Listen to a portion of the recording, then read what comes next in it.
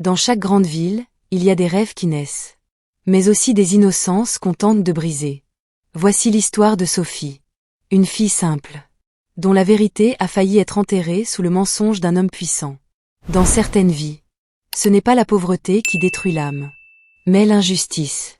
Dans certains foyers, ce n'est pas le manque d'amour, mais le mensonge. Et parfois, une seule accusation peut briser un destin. Voici l'histoire de Sophie. Une jeune fille innocente, face à une ville sans pitié. Au nord du pays, là où la poussière danse avec le vent, vivait une jeune fille de 19 ans.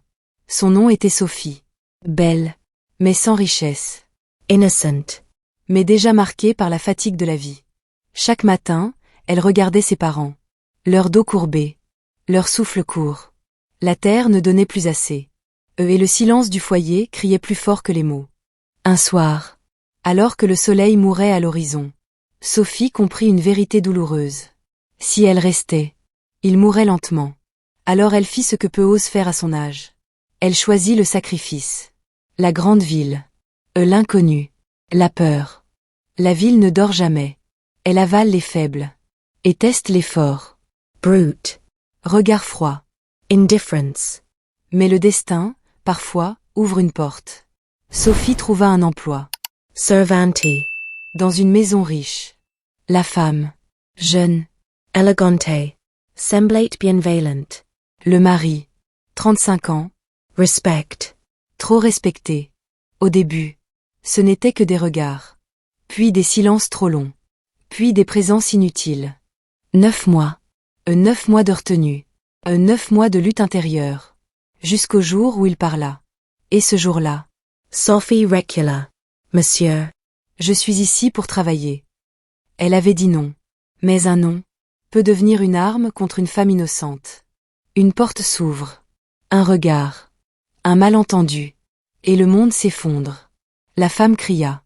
Les murs tremblèrent. La vérité fut étouffée par la colère. La ville parle. Toujours. Et elle déforme. La honte voyagea plus vite que la vérité. Jusqu'au village. Jusqu'aux parents. Des hommes furent envoyés. Eux pour comprendre. Pour juger.